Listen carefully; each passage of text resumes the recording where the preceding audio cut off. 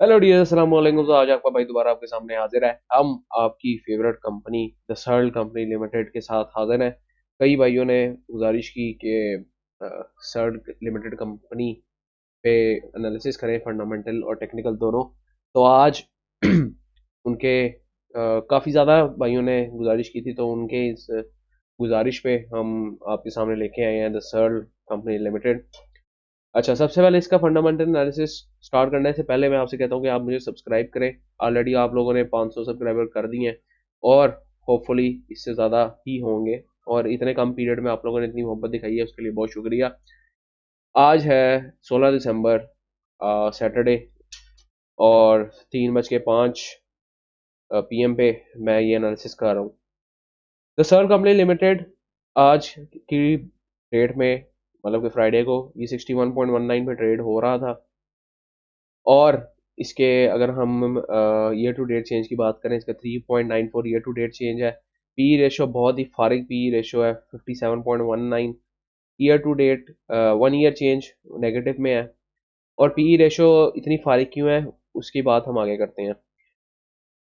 52 week range अगर हम इसकी देखें तो हमारे पास 64 पे ट्रेड हो रहा है, अपनी 52 वीक के हाईज के पास पास ट्रेड हो रहा है। इसके अलावा अगर आपको किसी को नहीं पता कि ये कंपनी क्या करती है, तो this company is principally engage in manufacture of pharmaceutical. जाहिर सी बात है, सर्ल फार्मास्यूटिकल प्रोडक्ट्स बनाती है। इसके बाद इन्होंने कहा है कि international brands limited is it's parent company which holds 56.32 shares of the company. जो इंटरनेशनल ब्रांड्स प्राइवेट लिमिटेड है, वो उसकी पेरेंट कंपनी है, जो कि इतने 57 ऑलमोस्ट शेयर्स, 57% शेयर्स होल्ड करती है। इस कंपनी का फिजिकल ईयर कब, इसका ईयर कब खत्म होता है, फाइनेंशियल ईयर, तो वो जून में खत्म होता है इसका। तो जून मतलब 2023 से लेकर अभी तक, मतलब जो नवंबर तक उसकी नवंबर आई गेस, हाँ, अक्टूबर तक उसकी 4 महीने खत्म हो गए। तो मतलब 2023 से 2024 तक का ईयर स्टार्ट हो चुका है, और उसका एक क्वार्टर गुजर चुका है, जिसकी उसके फाइनेंशियल हमारे पास रिपोर्ट आ चुकी है। अच्छा, इसके अंदर अगर हम अदर्स में जाए तो हमें मटेरियल इन्फॉर्मेशन दिख रही है। अगर मटेरियल इन्फॉर्मेशन को मैं गौर से देखूं, तो अगर हम यहाँ पे देख सकें, we are please to share that the Searle company limited has received approval from drug regulatory authority of Pakistan. DRAP से उसने अप्रूवल ले लिया किस चीज का? अब biosimilar drug development collaboration with Bioray pharmaceuticals. अब बायोरे फार्मास्यूटिकल्स के साथ सर्ल ने कोलैबोरेट किया है और एक बायोसिमिलर ड्रग बनाया है। और विच इज चाइना की कंपनी है बायोरे, ठीक है। और इसमें वो कह रहे हैं this marks the first locally manufactured monoclonal antibody in Pakistan, के पहली मोनोक्लोनल एंटीबॉडी इन पाकिस्तान बनी है। और ये अनाउंस कब हुआ है? अगर इसकी हम डेट देखें तो ये हमारे 14 दिसंबर को अनाउंसमेंट हुई है। मतलब कि आज अगर 16 है, तो 14 मतलब कि थर्सडे को, तो थर्सडे को ये अनाउंस हुई है हमारे पास ये। और अगर हम देखें तो 13 दिसंबर से इसकी प्राइस ऊपर गई है।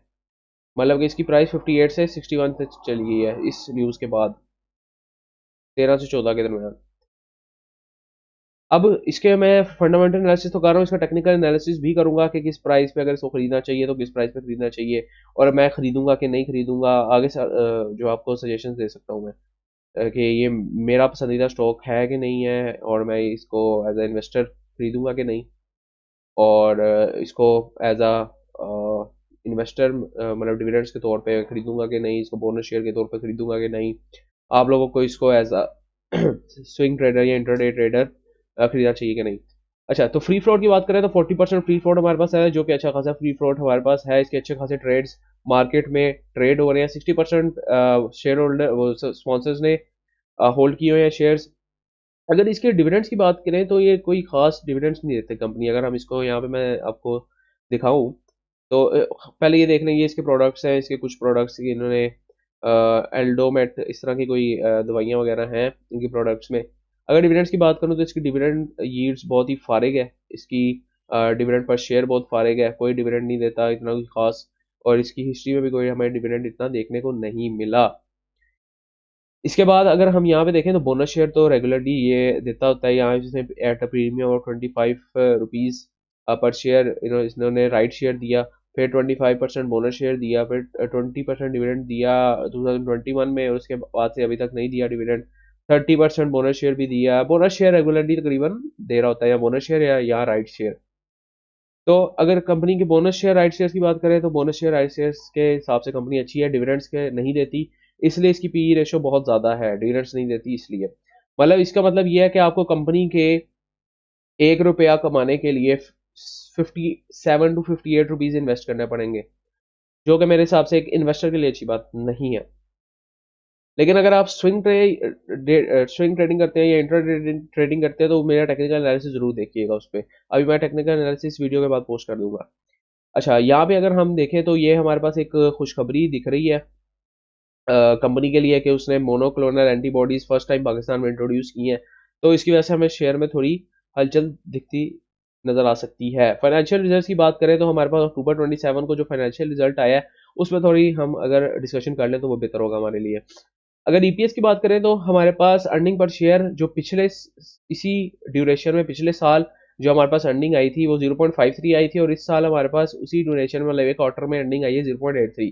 तो अर्निंग के लिहाज से तो बेशक कंपनी ने बहुत अच्छा परफॉर्म किया है और अर्निंग पर शेयर उसका इंक्रीज हुआ है। अगर हम यहाँ पे रेवेन्यू देखें तो रेवेन्यू भी इंक्रीज हुआ है। अगर यहाँ पे हम टैक्सेशन देखें तो अगर टैक्सेशन इंक्रीज हुई है तो इसका मतलब क्या रेवेन्यू भी इंक्रीज हुआ होगा। अगर हम टोटल रेवेन्यू देखें तो हमारे पास टोटल कॉम्प्रिहेंसिव इनकम देखें तो हमारे पास इतनी इनकम आ रही है और पिछले के मुताबिक बहुत अच्छी इनकम है इस दफ़ा हमारे पास। तो ऑल इन ऑल ये चीज़ें हमारे पास ठीक है। और इसके बाद हम थोड़ा सा एनालिसिस में कर लेते हैं। इसकी बीटा वैल्यू 1.28 है जो कि बहुत ही ज़्यादा बीटा वैल्यू है इसकी। मतलब मार्केट ऊपर जाएगी तो ये बहुत ज़्यादा ऊपर जाता है, और मार्केट नीचे जाएगी तो ये उसी को मार्केट से इफेक्ट होकर नीचे भी जाता है। तो इसका मतलब ये हो सकता है कि अगर मार्केट नीचे आई तो इसकी शेयर की प्राइस भी गिर सकती है। दूसरी चीज़ हमारे पास ये हो गई कि हमारे पास सेल्स की अब अगर ट्रेंड देखें तो हमारा trend 12 billion, 14 billion, 16 billion, 16 billion, 17 billion, 21 billion, जो कि एक अच्छा ट्रेंड हमें बाज़ाहिर तौर पे नज़र आ रहा है सेल्स के लिहाज से। अगर यहाँ पे हम डिविडेंड्स की, जैसे कि मैं पहले बात कर चुका हूँ, डिविडेंड्स की हम बात करें तो हमारे पास इतना कोई खास इसमें ग्रोथ नहीं दिख रही है हमें डिविडेंड्स में। नेट प्रॉफिट मार्जिन की बात करूँ तो नेट प्रॉफिट मार्जिन भी ऑप्टिमल सा है, इतना कोई खास नहीं मुझे दिख रहा। अर्निंग पर शेयर की बात करूँ तो अर्निंग पर शेयर भी हमारे पास इतना कोई खास नहीं दिख रहा पिछले ट्रेंड से रिलेट अगर हम करें इसको, क्योंकि हर दफ़ा अर्निंग पर शेयर कम होता जा रहा है। आल्दो सेल्स इंक्रीज हो रही है लेकिन अर्निंग पर शेयर कम हो रहा है। करंट रेशो की बात करें, करंट रेशो भी हमारे पास आहिस्ता आहिस्ता कम होती जा रही है। 2021 से देखें इसकी करंट रेशो कम होती जा रही है। इनसाइडर ट्रांजेक्शन की बात करें तो इनसाइडर ट्रांजेक्शन में भी हमारे पास 21 नवंबर में लोगों ने काफ़ी ज़्यादा क्वांटिटी में शेयर बेचे, जो कि पता नहीं कितनी करोड़ों की अमाउंट्स बनती हैं, इतने ज़्यादा शेयर्स बेच दिए इन्होंने। एक इंटरनेशनल ब्रांड्स प्राइवेट लिमिटेड इनके शेयर होल्डर थे, उन्होंने काफ़ी ज़्यादा माल बेचा है। और एक मिसेस महबूब खान, उन्होंने काफ़ी ज़्यादा माल बेचा है। और माल उठाया किन्होंने है, माल उठाया 2022 में लास्ट माल उठाया था, कोई माल इसमें नहीं उठा रहा। तो ये हमारे पास एक खतरे की घंटी हो सकती है। फाइनेंशियल्स की बात करें तो फाइनेंशियल में हमारे पास सेल्स मैंने आपको पहले दिखा चुका हूँ। अगर हम यहाँ पे टैक्स की बात करें तो टैक्स हमारे पास पिछले साल से कम लगा है, मतलब 2022 में कम लगा था टैक्स। वैसे ही इतना मैटर नहीं करता क्योंकि हम 2023 में 2023 का डाटा नहीं मौजूद, वो छोड़ते हैं। हम टोटल डेब्ट्स और टोटल एसेट्स की बात करें, टोटल एसेट्स हमारे पास 47.83 बिलियन है और टोटल लाइबिलिटीज हमारे पास 20.79 बिलियन है, विच इज़ ग्रेट। अगर कंपनी टोटल लाइबिलिटीज को अदा भी कर देगी तो फिर भी कंपनी के पास ऑलमोस्ट 27 बिलियन के एसेट्स बच सकते हैं। इसके अलावा कंपनी के कैश फ्लो की देखें, कैश इन हैंड यहाँ पे नहीं हमारे पास मौजूद। अगर हम इनकम स्टेटमेंट में और कुछ देखना चाहें, ईपीएस हमें जैसे कि मैंने आपको बता दिया कि कम होती जा रही है, इसको भी एक खतरे की घंटी में लेना चाहिए। और और इस शेयर में मेरे नहीं ख्याल से कि एज ए इन्वेस्टर हमें इन्वेस्ट करना चाहिए। एक तो ये है कि इसके सिर्फ जो इसका प्रॉफिट होता है वो सिर्फ कैपिटल गेन से होता है, डिविडेंड्स वगैरह नहीं देती। बोनस शेयर देती है, लेकिन इसकी अगर हम वेबसाइट पे अगर हम ये देखें ना, पी रेशो देखें तो 57.19 है हमारे पास इसकी पी रेशो, जो कि हमें एज अ इन्वेस्टर अच्छी नहीं है। अगर आप एज अ स्विंग ट्रेडर या फिर इस तरह इन्वेस्ट करना चाह रहे हैं इसमें, तो वो आप मेरी टेक्निकल एनालिसिस की वीडियो देखें जो अभी इसी वीडियो के बाद पोस्ट होने वाली है। तो एज अ इन्वेस्टर मैं इस कंपनी में कभी इन्वेस्ट नहीं करूंगा फॉर लॉन्ग टर्म। अगर मैंने इस कंपनी में इन्वेस्ट करना हो तो मैं स्विंग ट्रेड्स या फिर इस तरह की इंट्राडे ट्रेडिंग के लिए शेयर इन्वेस्ट कर सकता हूँ, जहाँ पे मुझे 2 3 4 रुपए का प्रॉफिट हो तो मैं उसमें से बड़ी लॉट उठा के निकल सकता हूँ प्रॉफिट में। तो अगर आप लोगों को भी वीडियो पसंद आ रही है तो लाइक करें, शेयर करें, सब्सक्राइब करें भाई के चैनल को, और अपनी स्क्रिप्ट्स मुझे बताते रहें, मैं उस पर एनालिसिस लाता रहूँगा। Long term fundamental analysis and short term technical analysis. अगर आप लोगों ने मेरी टेक्निकल एनालिसिस की वीडियो नहीं देखी तो जब तक आप ये वीडियो देख रहे होंगे तब तक इंशाल्लाह मेरी टेक्निकल एनालिसिस की थर्ड कंपनी में वीडियो आ चुकी होगी। तो आप मुझे अपनी राय का इजहार कीजिए कि आपको ये वीडियो कैसी पसंद आ रही है या नहीं आ रही, कुछ इसमें और इम्प्रूवमेंट कर सकता हूँ कि नहीं कर सकता। और नेक्स्ट टाइम के लिए भाई को इजाज़त दीजिए। अल्लाह हाफिज़।